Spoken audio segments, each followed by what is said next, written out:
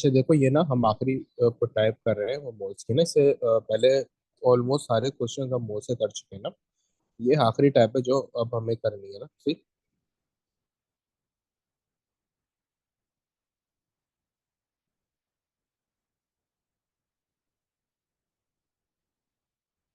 अच्छा देखो, ये जो मेरे पास क्वेश्चन है ना,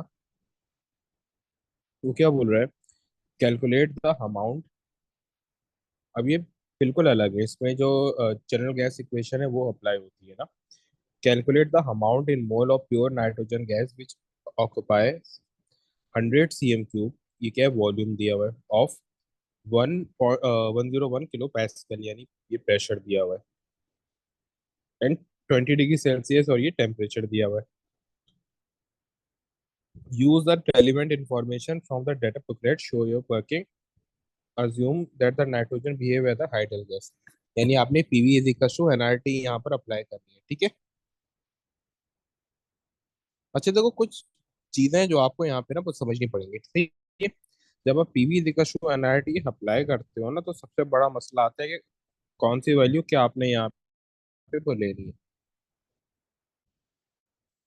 सही।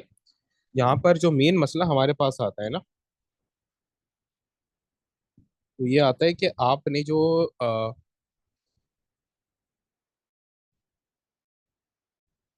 आपने ये प्रेशर की ये वैल्यू लेनी है। ठीक है। जो आपने यहाँ ये प्रेशर की ये वैल्यू लेनी है, ये लेनी है पैस्कल में। ठीक है। ये किस में लेनी है? वो पैस्कल में। वॉल्यूम आपने लेना है।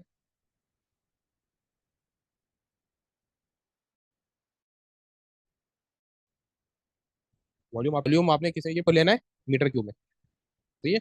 ये बात याद तो रखना, वॉल्यूम हर जगह आप पूरे कोर्स में डीएम क्यूब में लेते हो। यहाँ पर आप वॉल्यूम किस में ले रहे हो? मीटर क्यूब में। मोल का यूनिट तो वही मोल ही होता है, और इसमें आप लेते हो वैल्यू 8.314, ये वही कांस्टेंट होती है। और टेम्परेचर आप लेते हो वो केल्विन में। केल्विन में कैसे आता है? जो भी आपके पास, जैसे यहाँ पे वो 20 सेंटीग्रेड है ना, तो आप 273 यहाँ पर ऐड कर दोगे। सही है। तो ये आपके पास वो केल्विन में चेंज हो जाएगा। ठीक है। अच्छा अब देखो, यहाँ पर उसने आपको क्या बोला हुआ है? अमाउंट इन मोल, मोल निकालने के लिए को बोला है ना। तो आप क्या करोगे? इस इक्वेशन को ड्राइव कर लोगे। सही है। ड्राइव कैसे करोगे? N is equals to P V over R T. ठीक है। N is equals to P V over R T. P यहाँ किसके इक्वल है? पी यहाँ पे को बराबर है 101 इंटू 10 की पावर 3, क्योंकि किलो था ना। सही है। और फिर यहाँ पर एक चीज तो देखो, यहाँ पर जो मुझे वॉल्यूम दिया हुआ है वो सीएम क्यूब में दिया हुआ है। देखो, सीएम क्यूब से टीएम क्यूब का हमें वो पता है रिलेशन क्या होता है ना। एक एक डीएम क्यूब 1000 सीएम क्यूब के बराबर है। यानी कि 1 इंटू 10 की पावर 3 सीएम क्यूब, एक डीएम क्यूब। और 1 मीटर क्यूब जो है वो बराबर है 10 की पावर 6 सीएम क्यूब के। सही है। यहाँ पर आपने यूनिट कौन सा लेना है? डीएम क्यूब नहीं लेना है। इससे पहले आप सारे यूनिट डीएम क्यूब में लेते हुए आ रहे हो, यहाँ पे डीएम क्यूब नहीं लेना है। यहाँ पे आपने मीटर क्यूब में आंसर लेना है।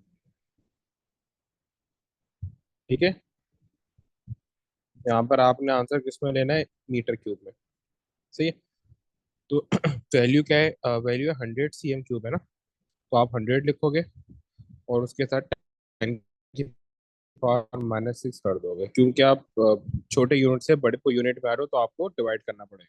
ठीक है। तो 10 की पावर -6 हो जाएगा। फिर आर की वैल्यू क्या है? 8.314। टेम्परेचर आपके पास क्या है? टेम्परेचर है 20 डिग्री सेल्सियस प्लस 273, ये केल्विन में चेंज करेंगे आप। ठीक है। तो आपके पास इस तरीके से आंसर आ जाएगा। सही।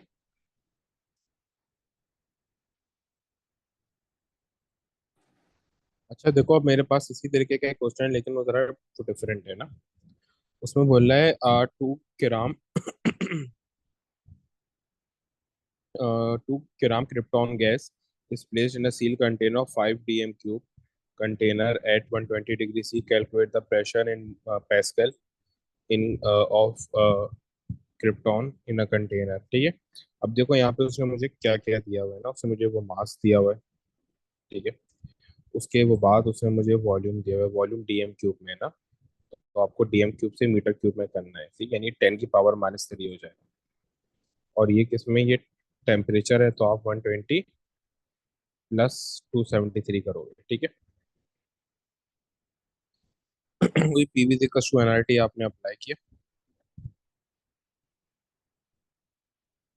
तो V equals to, sorry, pressure निकालना है ना, फाइंड आउट करना है आपने। तो पी इक्वल्स टू nRT/V। देखो एन यहाँ पे नहीं दिया हुआ, तो एन, लेकिन मास दिया हुआ है, तो ये बराबर होगा mRT। मैंने मास का फॉर्मूला अप्लाई कर दिया ना, m × mr, ठीक है। तो अब यहाँ पे वो मास कितना है, वो 2 ग्राम, ठीक है। आर की वैल्यू क्या है, 38.314। टेम्परेचर कितना है, 120 + 273, लेकिन इसको ये ब्रैकेट में रख देना, कुछ कैलकुलेटर्स में वो गलती हो जाती है, ठीक है। फिर उसके बाद वो बोल रहा है एम आर है क्रिप्टॉन का।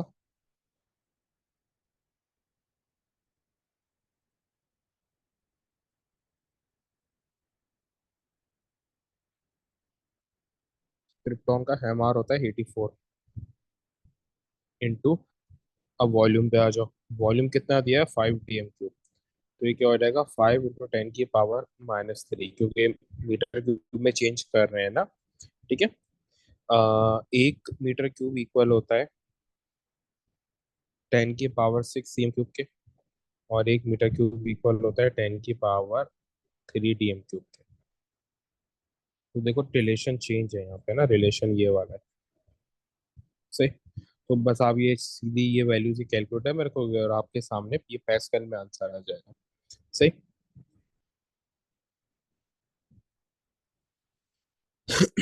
अच्छा देखो, अब इसके ना काफी ये डिफिकल्ट क्वेश्चन है, काफी ज्यादा वो मुश्किल क्वेश्चन है ये। अ, दिखने में काफी मासूम सा क्वेश्चन है, लेकिन स्टूडेंट से काफी ज्यादा गलतियां हुई थी जब स्टूडेंट ने ये क्वेश्चन करे थे। ये वाला क्वेश्चन पर्टिकुलर, जब ये वाला क्वेश्चन किया था, ठीक है।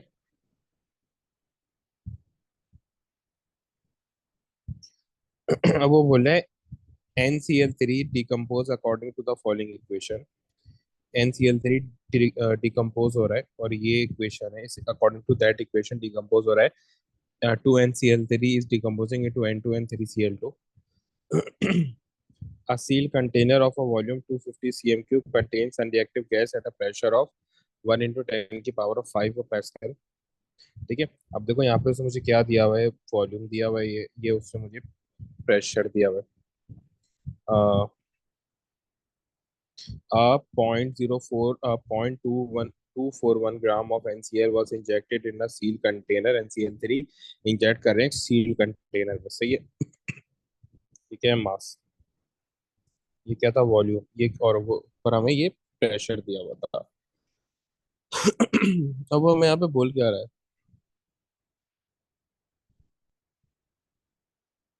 The seal container was heated to make the NCl3 decompose fully and cool to 20 degree C. Calculate the final total pressure inside the seal container at after the NCl has fully decomposed। अच्छा अब देखो यहाँ पे ना दो चीजें, अब दोनों चीजों को समझो। देखो एक क्या है मेरे पास, एक तो मेरे पास तो एक अपन आपको, उसने देखो एक बात बोली है, कि उसने आपको एक क्लू को दे दिया था ना। ये क्लू क्या दिया था, calculate the final total pressure inside the seal container. अब ये टोटल मैंने कुछ वो नहीं किया, ये खुद ही उसने वो किया हुआ है। ये टोटल का उसने वर्ड यूज किया है, इस टोटल का पता है मतलब क्या है, कि हम जैसा इससे पहले जो हमने ये प्रेशर निकाला है, इसमें कहीं टोटल वो लिखा हुआ है। उसने एक सीधी सी बात लिखी है भाई, calculate the pressure in pascal of the krypton in the container. यहाँ पर उसने किसी रिएक्शन का कोई जिक्र नहीं किया, जस्ट एक गैस है, उसमें आप क्या कर रहे हो, उसका आप ये प्रेशर निकाल लो कि वो गैस का ये प्रेशर कितना है। लेकिन यहाँ पर आप क्या कर रहे हो, यहाँ पे चीज ही उल्टी है। एक तो प्रेशर आपके एटमॉस्फेयर का है, फिर एक प्रेशर अप्लाई कौन कर रहा है, जब रिएक्शन हो रहा है। तो टोटल प्रेशर क्या होगा, एटमॉस्फेरिक प्रेशर प्लस जो प्रेशर बिल्डअप हो रहा है इस रिएक्शन के होने की वजह से, ठीक है। तो टोटल प्रेशर इसके इक्वल होगा, सही। तो पीवी दिक्कत टू एनआरटी आप अप्लाई करोगे तो पी दिक्कत टू एनआरटी ओवर वी। अब आपके पास यहाँ पे एन की वैल्यू तो नहीं है, एम दिया हुआ है ना, वो मास दिया हुआ है, तो ये वो कन्वर्ट हो जाएगा एम ओवर एम आर में, आपका एन। सही है। ये मोल्स का फॉर्मूला होता है ना, N is equal to M over M R. तो ये आपने यहाँ पे पुट कर दिया। अब यहाँ पे आपके पास मास कितना दिया हुआ है, 0.241 ग्राम दिया हुआ है, मल्टीप्लाई बाय आर की वैल्यू 8.314 होती है। सही। फिर multiply by temperature, temperature 20 degree Celsius उसने मुझे दिया हुआ है, तो 20 डिग्री प्लस 273। तो उसके बाद क्या बोले वो हेमार कितना है, यहाँ पर आपने NCl3 का ये हेमार पुट करना है, ठीक है। वो आ रहा है 20। फिर मल्टीप्लाई बाय वॉल्यूम, 250 cm³ है ना, तो आपने जाना है मीटर क्यूब में, तो आप 10 की पावर जो है वो -6 अप्लाई कर दोगे। 250 cm³ था और मीटर क्यूब में करना है, तो 10 की पावर -6 अप्लाई कर दिया। तो अब यहाँ पे आपके पास टोटल ये प्रेशर क्या आ रहा है, 3.90 इंटू 10 की पावर 4, लेकिन पैस्कल में आ रहा है। ये प्रेशर कौन सा है, जब आपके पास रिएक्शन हुआ ना, तो उस रिएक्शन ने इतना प्रेशर बिल्डअप किया है वो ये कंटेनर। तो ये जो टोटल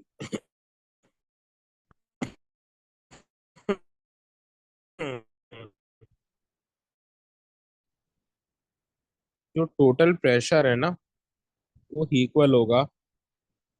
प्रेशर वो होता है जो आपका एटमॉस्फेरिक प्रेशर होता है, ठीक है।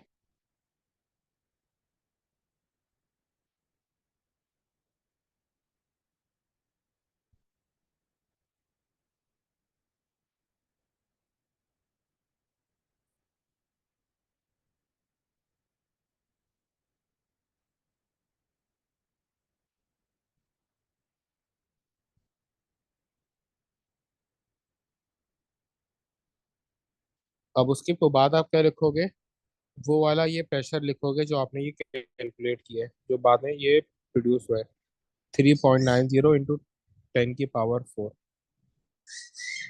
सही है।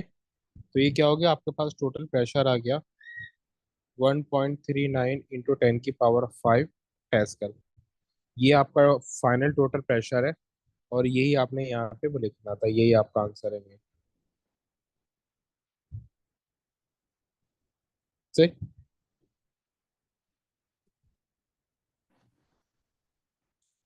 अच्छा देखो, अब ये इन रियल ना काफी मुश्किल क्वेश्चन है ना। यानी कि वैसे अगर मैं ये वर्किंग करूंगा आपको बोलोगे सर ये तो मतलब बहुत ही आसान था, लेकिन इन इट सेल्फ इस क्वेश्चन को समझना बहुत मुश्किल है कि इस क्वेश्चन में करना क्या है ना। अगर कोई बहुत ही मुश्किल क्वेश्चन होता तो ये 3 मार्क का थोड़ी होता, बहुत ज्यादा मार्क का होता है। लेकिन ये कि आप इसको समझने के मार्क्स है, वर्किंग कोई उसकी बहुत कुछ ज्यादा नहीं है, बहुत छोटी सी ये वर्किंग है, 3 मार्क के लिहाज से वर्किंग बहुत थोड़ी सी है इसकी ना, ठीक है। क्योंकि इसको समझना बहुत मुश्किल काम है। Cholesterol cholesterol can be used up as a starting material in the manufacturing of nitrogen glycerine C3H5 C3O9. Nitroglycerin decomposes rapidly on heating to form a mixture of gases. ठीक है। वो क्या बोला है कि मेरे पास नाइट्रोजन ये पास ये नाइट्रोजन की ग्लिसरीन है, ठीक है। नाइट्रोजन ग्लिसरीन मेरे पास क्या है, C3H5N3O9। ये डिकम्पोज हो रही है हीटिंग में, और किस में हो रही है, CO2 में, H2O में, N2 में और O2 में। अब वो बोल रहा है कि भाई the sample of nitroglycerine decompose releases volume. अब वो बोल रहा है कि कितना वॉल्यूम वो रिलीज कर रहा है, लेकिन किसका, ये देख लो, ऑक्सीजन का वॉल्यूम। ऑक्सीजन का इतना वॉल्यूम डिक्रीज वो रिलीज कर रहा है, और इतना टेम्परेचर है और इतना प्रेशर है। वॉल्यूम किसका दिया हुआ है, ऑक्सीजन का। सही। तो मेरे पास जो यहाँ से वो उसने क्या बोला है, calculate the mass of nitroglycerine that decomposes. तो आपको याद होगा हम जो रेशियो मेथड अप्लाई करते थे ना, यहाँ पे वही रेशो मेथड अप्लाई होगा वो मास फाइंड आउट करने के लिए। लेकिन डिफरेंस क्या आएगा यहाँ पे? डिफरेंस यहाँ पे ये आएगा कि यहाँ पे आपको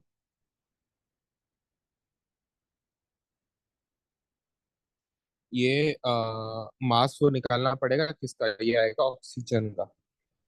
किसका मास आएगा ये? ऑक्सीजन का। देखो बैटर तो पता है क्या है, बैटर ये है कि सबसे पहले मोल्स निकाल दो। बैटर क्या है कि सबसे पहले ऑक्सीजन के मोल्स निकाल लो, ठीक है। मोल्स किस तरीके से आएंगे ये मैं आपको मैथड बता रहा हूँ, एग्जैक्ट वैल्यूज को बता रहा हूँ आंसर्स की, नहीं तो फिर टाइम लगेगा अच्छा खासा, है ना। वही पीवी इक्वल्स टू एनआरटी आपने अप्लाई करना है। और यहाँ पे सिंपल इज दैट ऑक्सीजन के मोल्स निकाल लेने हैं। क्या आएंगे यहाँ पे? पीवी ओवर आर टी, ठीक है।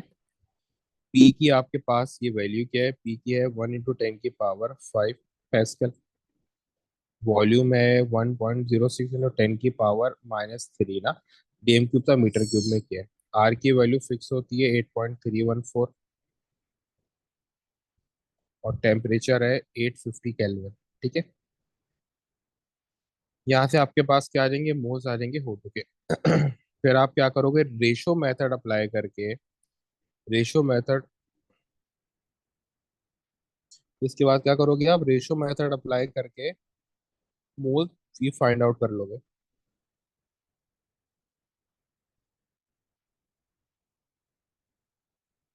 ठीक है।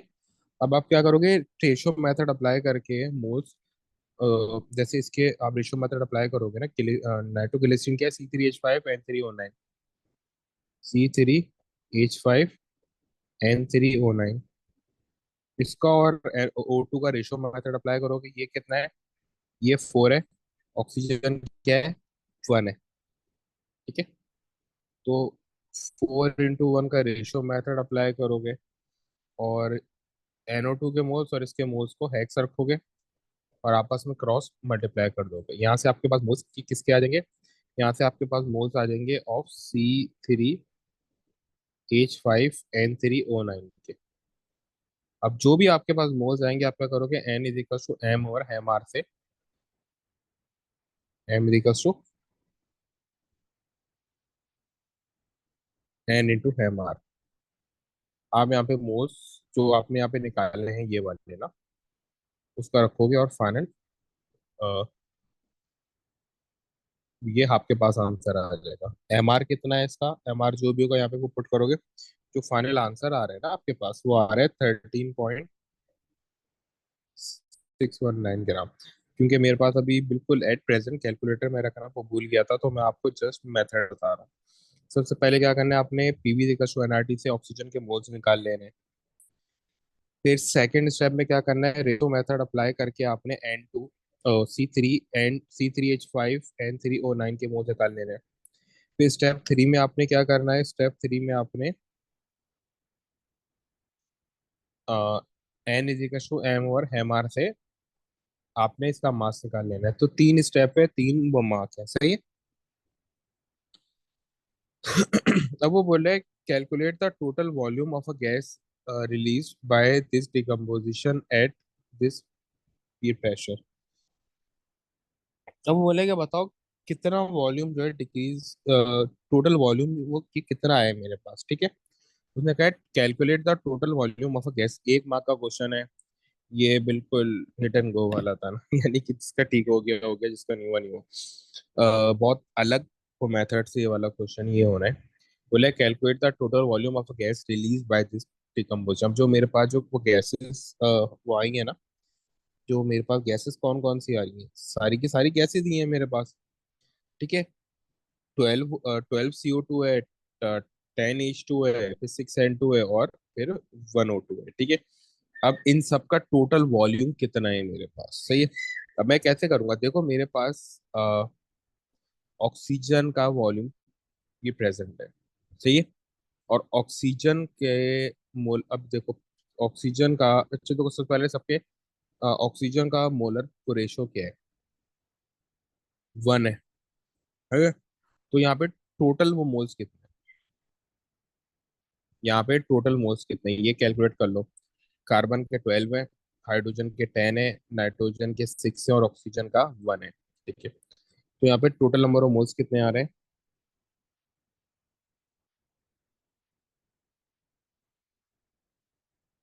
ये कार्बन का आपके पास CO2 के कितने, अच्छा मोल्स कैसे आएंगे आपके पास?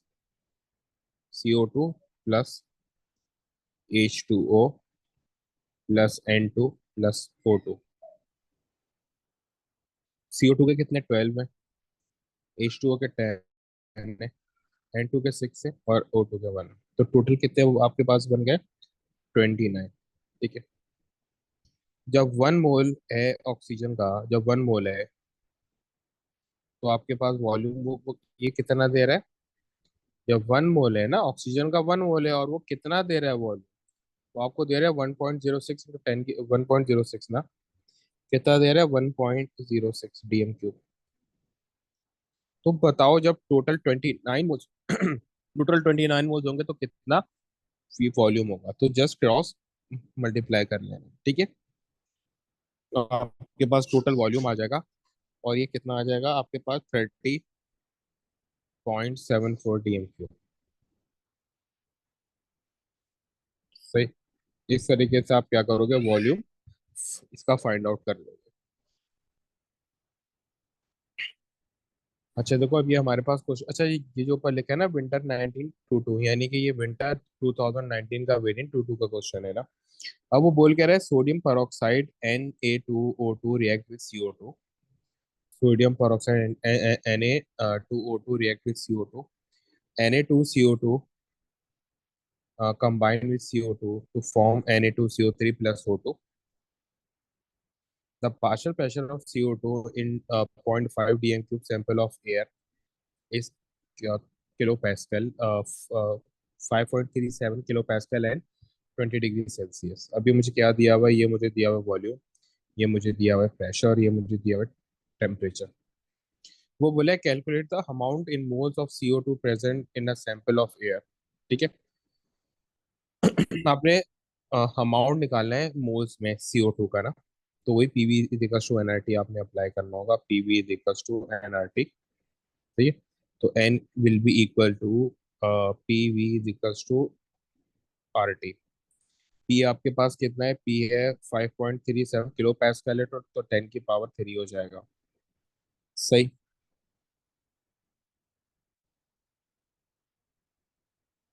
अरे सही तो लिखा था।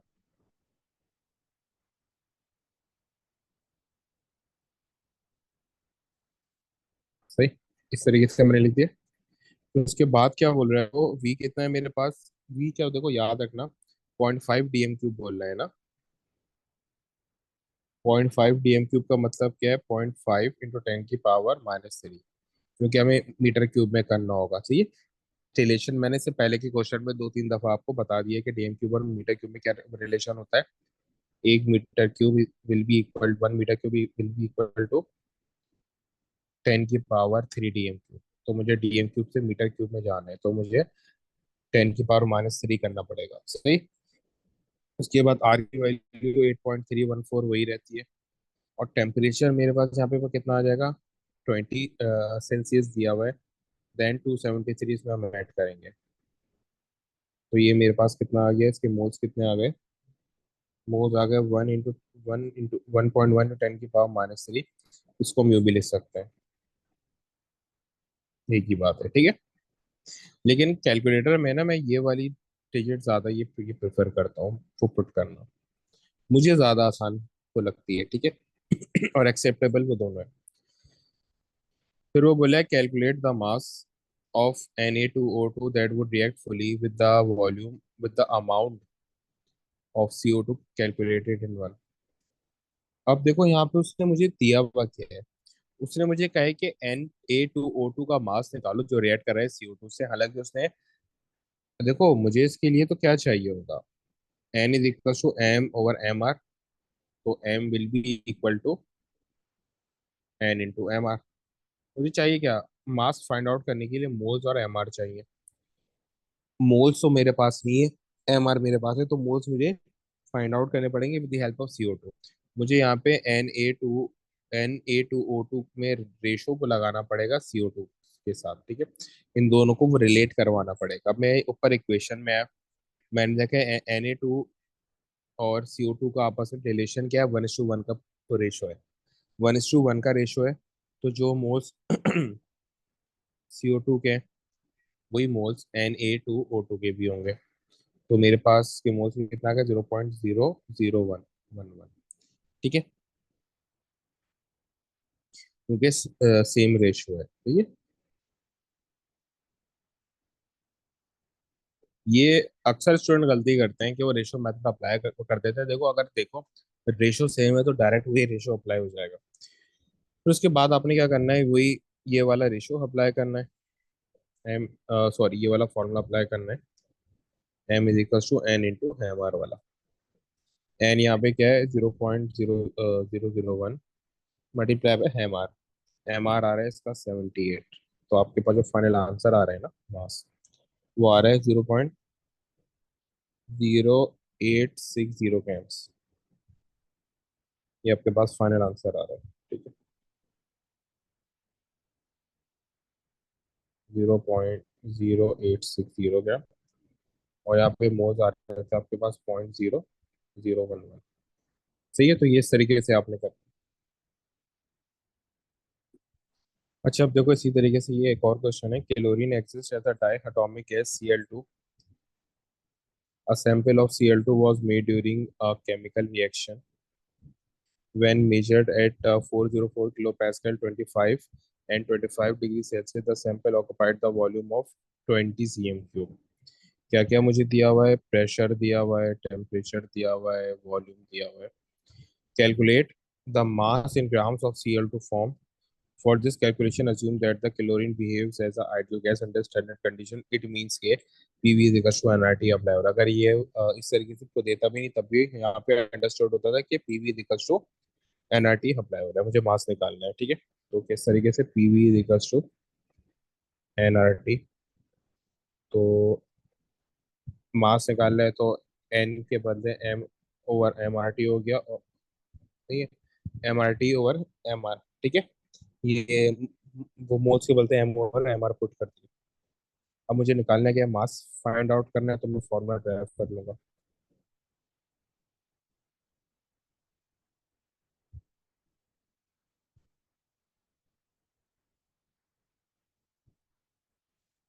प्रेशर कितना है, 404 × 10⁻³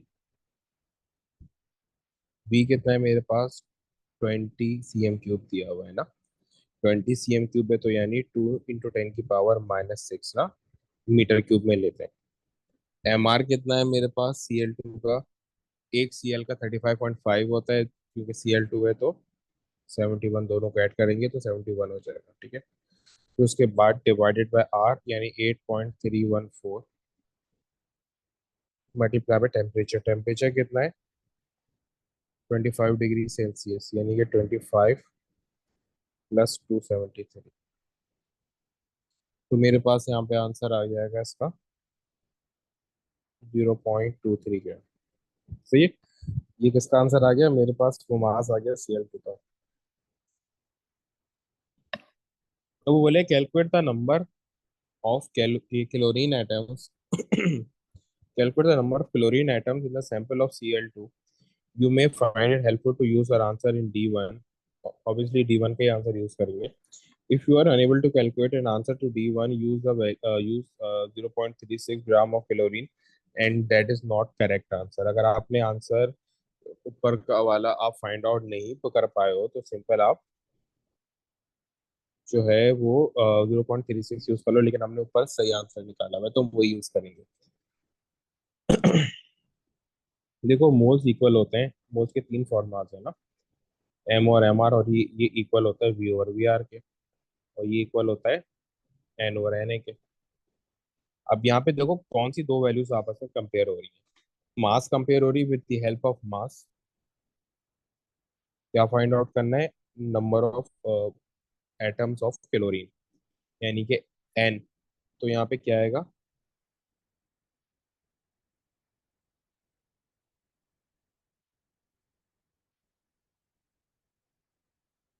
मास कितना है मेरे पास? 0.23 डिवाइडेड बाय एम आर। सही है। क्लोरीन का एम आर है यहाँ पे 71 is equal to N number of atoms. तो फाइंड आउट करने एन ए कितना होगा? 6.02 इंटू 10 की पावर 23। तो मेरे पास यहाँ पे आंसर आ जाएगा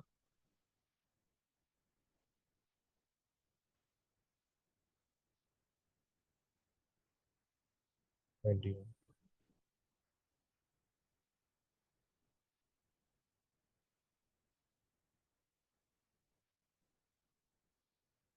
ठीक है, तो ये मेरे पास फाइनल आंसर आ रहा है इसका। सर अगर हम इसको मल्टीप्लाई करें तो आंसर 1.978 आ रहा है।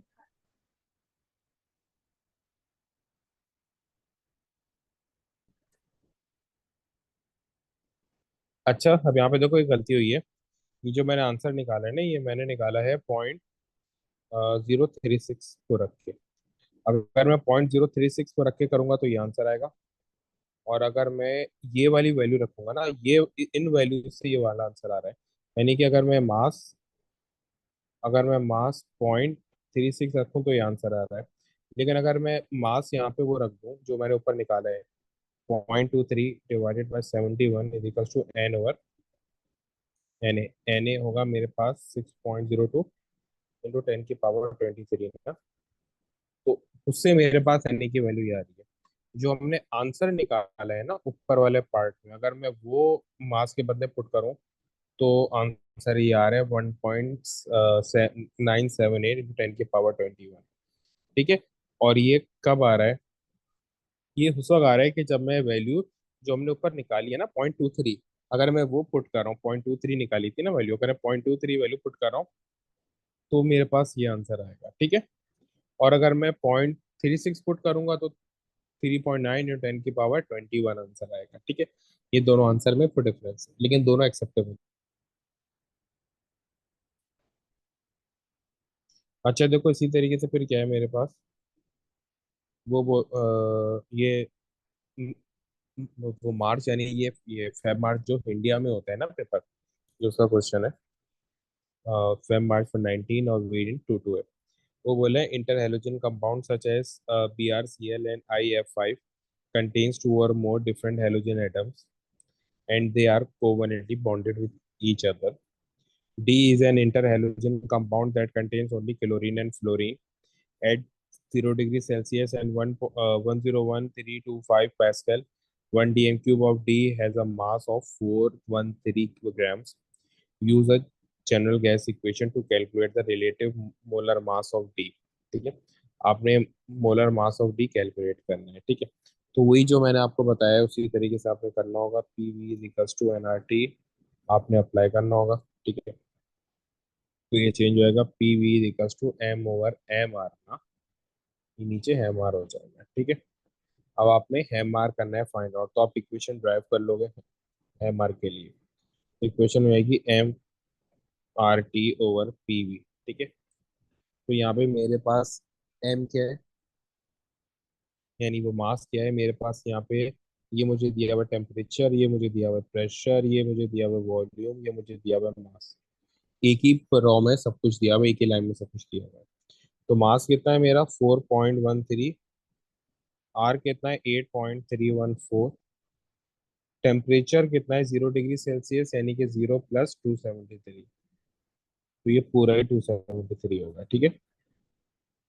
फिर डिवाइडेड बाय प्रेशर कितना है? 101,325 मल्टीप्लाई बाय वॉल्यूम कितना है? 1 dm क्यूब। तो 1 की पावर -3 जाएगा क्योंकि मीटर क्यूब में चेंज करेंगे।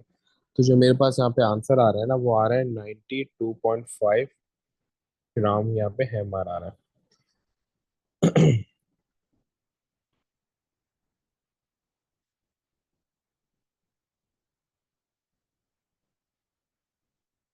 अब वो बोल रहा है use your answer to one two determine the molecular formula of D.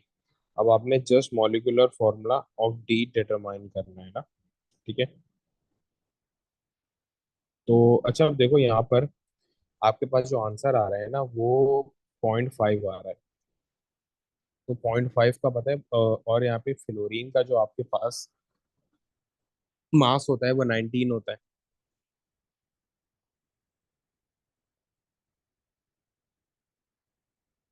सही है। फ्लोरीन का जो मास होता है वो 19 होता है। तो अब अब अगर यहाँ पे 3 क्लोरीन आएंगे ना, लेट से अगर 3 क्लोरीन आ रहे हैं यहाँ पे, जैसे 92.5 ग्राम मास है ना, अगर यहाँ पे क्लोरीन जो है, अगर देखो अगर 2 क्लोरीन आएंगे ना, तो ये यहाँ पर ये 0.5 नहीं आएगा। सही है।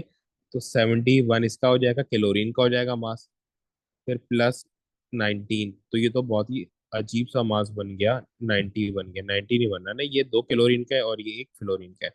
ठीक है। तो यहाँ पे 0.5 आ रहा है ना, तो 0.5 का मतलब है कि क्लोरीन हमेशा ऑड नंबर में होगा, 1 3 5 7, तभी ये क्या बनेगा, 0.5 आंसर आएगा। सही। लेकिन यहाँ पे 3 क्लोरीन तो आ भी नहीं सकते, क्योंकि क्लोरीन को अगर 35.5 को 3 से मल्टीप्लाई करेंगे तो ये तो बहुत ज्यादा हो जाएगा, जितना हमें चाहिए उससे भी तो ज्यादा हो जाएगा ना, 106.5 हो जाएगा। ठीक है। तो इसका क्या मतलब है, क्लोरीन सिर्फ एक ही है। सही है।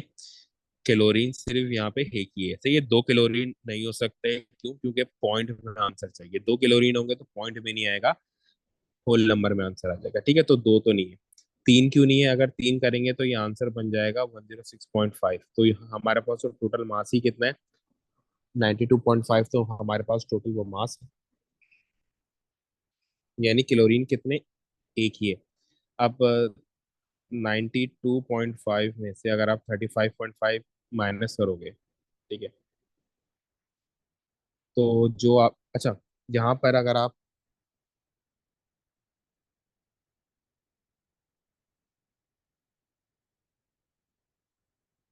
यहाँ पे अगर आप 92.5 में से